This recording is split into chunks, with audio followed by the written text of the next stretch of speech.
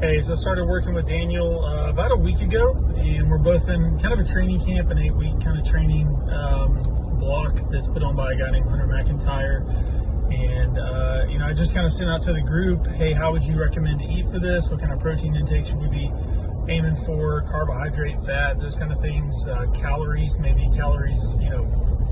per pound of body weight or pound of lean mass, kind of what's our multiplier. So just wanted to get some more information and really be detailed during this 8 weeks and to maximize that time as much as I could nutritionally.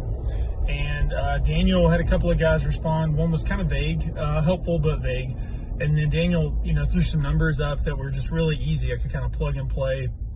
And so I really like that component of it, that he was, science-backed. He was research-based and everything, and scientifically based. And one thing I quickly learned about Daniel that was kind of the aha moment was I was definitely over-prioritizing protein and fats as a performance athlete. So, bodybuilding is the goal, and that's where a lot of my nutritional foundation came from, was kind of the bodybuilding space and the muscle building space. But as an athlete, and you're performing for sport, you are in the gym, but we're lifting 3 days a week, and it's heavy, but it's like most of my time, 75% of my training is not in the gym. It is, on the roads running, or maybe I'm on the rower or doing some sort of CrossFit type metabolic conditioning piece.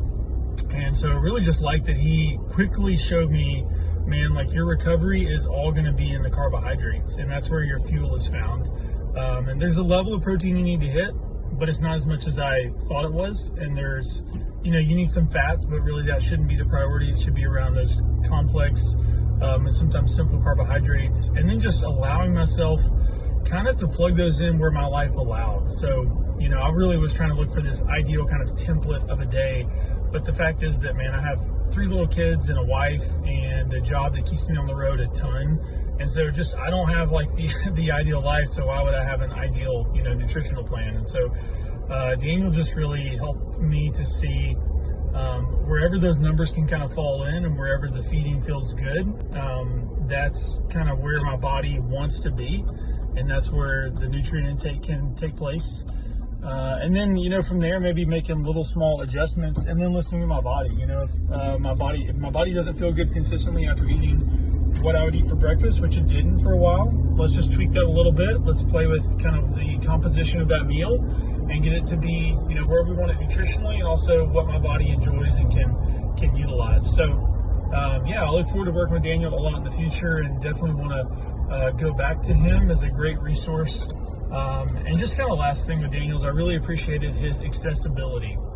So, he was very quick to respond through Facebook, and he was like, hey, do you want to chat? And it was like the same day or the next day. It was never like, he'll get back to me in 2 weeks when he kind of gets around to it. So just really appreciated that as a